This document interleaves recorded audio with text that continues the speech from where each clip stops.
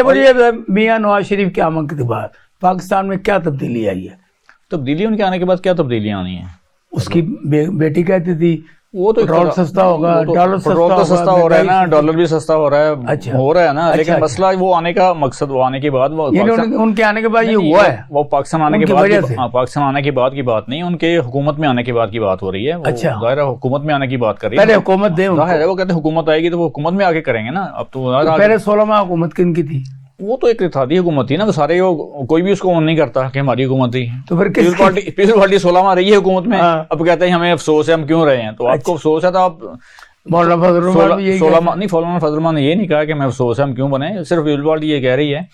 तो जाहिर है अगर आपको नहीं, मौलाना फजल रहमान तो कहते हैं हम तो इताद में जाना नहीं चाहते थे। वो तो मतलब वो तो सारा वो तो इलेक्शन की वो तो मंडा मिलने तो बाद वो कहते हैं बस ये हमारे मुल्क में यही तो होता है ना। वो मैं बता रहा हूँ कि जब तक ये सारे मिल नहीं बैठेंगे, मतलब सिर्फ मुल्क के लिए सोचेंगे कि एक दफ़ा एक पॉलिसी लाइन बन जाए और फिर उस पर कोई इससे हटे ना, उसके बाद जिसकी भी हुकूमत है, अगली हुकूमत जो भी हो, उस पर गाइडलाइन जो भी हो, जो भी पॉलिसी तय है उस पर चले। ये नहीं कि 5 साल बाद हमारे मुल्क में सब कुछ चेंज हो जाता है। अच्छा मुझे आप ये बताएं कि मियां नवाज शरीफ साहब जब इलेक्शन कैंपेन में जाएंगे जी, तो ये 16 माह की हुकूमत उनके साथ जाएगी या नफी कर देंगे? वो तो नफी करेंगे। अब जलसे में आपको नजर नहीं आ गया उनको जो कुछ भी वो सारा पिछला वो इसी की वजह से सारा कुछ हुआ है। उन्होंने बड़ी मेहनत की है, मुल्क को दिवाली होने से बचा लिया, तो उससे अपनी मतलब सियासत कुर्बान की। वो उनका मौक़िफ़ यही होगा वो सारा, वो पिछली हुकूमत नहीं, मुझे इस बुनियाद पर वोट पड़ेंगे, ज़्यादा वोट पड़ेंगे? नहीं, वो तो मेरा नहीं ख्याल, लेकिन ज़ाहिर अगर वो अवाम को कायल करने की बात है ना, अवाम हमारी बेचारी कायल हो जाती है, किसी न किसी से कायल हो जाती है। फ्री एंड फ्री इलेक्शन होते हैं, फेयर एंड फ्री, तो आपको ये यकीन है कि नून लीग जीत जाएगी? नहीं, अक्सरियत तो मुश्किल है मुझे लगता है। ठीक, हाँ, अक्सरियत तो मुश्किल है।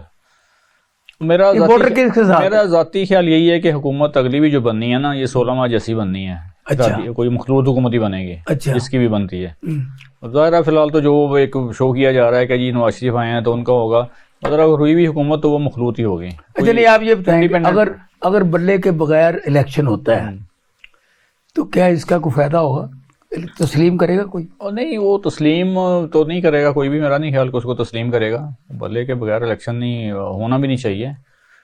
पार्टी एक है, ज़ाहिर है उसको पार्टी को हिस्सा लेने की इजाज़त होनी चाहिए। बाकी फिर कानूनी प्रोसेस तो आपको पता है, फिर जो 2018 में चला था फिर अब भी चल रहा है, यानी सेम ही है ना? सेम ही है जो 2018 में शरीफों के खिलाफ, तो अब यानी वही मतलब 2018 में भी रिजल्ट का पता था क्या आना है, 2013 में भी पता था, 2023 में भी पता है क्या होना है रिजल्ट। बाकी अब इलेक्शन डे पे क्या सूरत हाल बनती है वो फिर अल्लाह ही बेहतर जानता है।